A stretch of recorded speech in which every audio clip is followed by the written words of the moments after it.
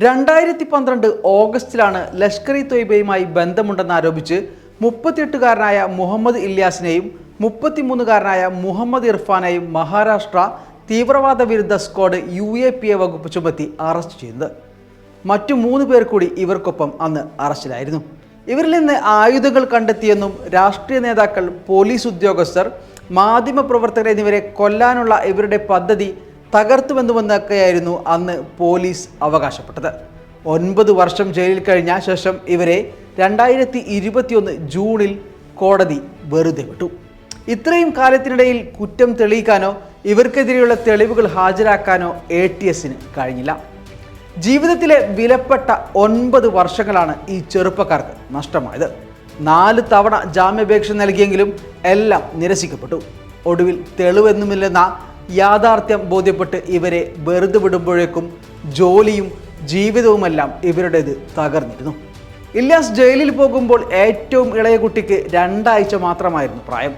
9 വർഷത്തിനിടയിൽ 1 തവണ മാത്രമാണ് ജയിലിൽ ഭാര്യയ്ക്കും 3 മക്കൾക്കും ഇല്യാസിനെ കാണാനായത്. ഭരണകൂടം തകർത്തെറിയുന്ന ജീവിതങ്ങളിൽ 2 പേരുടെ കഥ മാത്രമാണിത്. ത്രിപുര കത്തുന്നുവെന്ന 3 വാക്കുകൾ എഴുതിയതിൻ്റെ പേരിലാണ് ത്രിപുരയിൽ മാധ്യമപ്രവർത്തക ശ്യാം മീര സിംഗിനെ ത്രിപുര പോലീസ് UAPA ചുമത്തി ജയിലിൽ അടച്ചത്. വർഗീയ സംഘർഷത്തിന് പിന്നാലെ 102 സോഷ്യൽ മീഡിയ അക്കൗണ്ട് ഉടമകളെ പ്രതിയാക്കി പോലീസ് ഈ വകുപ്പ് ചുമത്തി.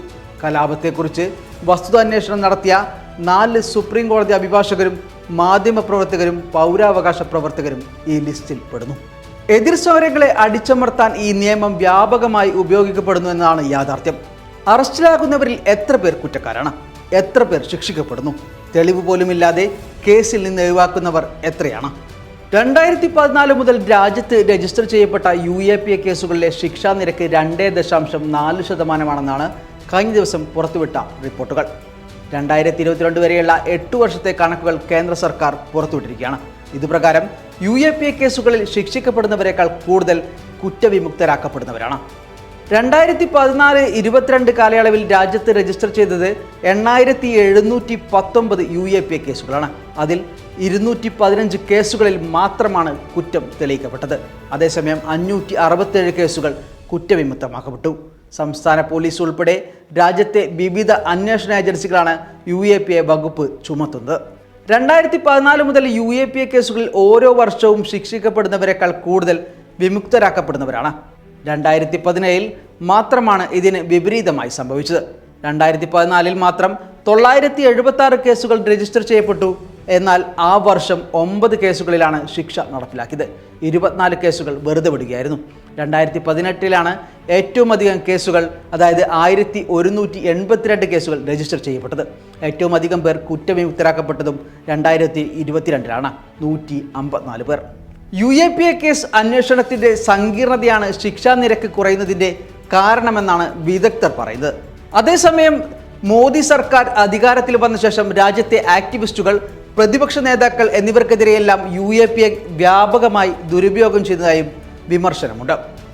1967 പാർലമെന്റ് പാസാക്കിയ the unlawful activities prevention act 2008 വലിയ ഭേദഗതികൾക്ക് വിധേയമാകുന്നത്.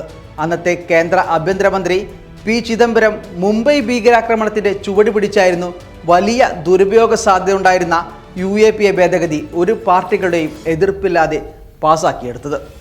UAPA കേസുകളിൽ പ്രതി ചേർക്കപ്പെടുന്നവരെ കുറ്റപത്രം നൽകാതെ 180 ദിവസം വരെ തടവിൽ പാർപ്പിക്കാൻ കഴിയും. ഇത് സ്വാഭാവിക ജാമ്യം കുറ്റാരോപിതന് നിഷേധിക്കുന്നു.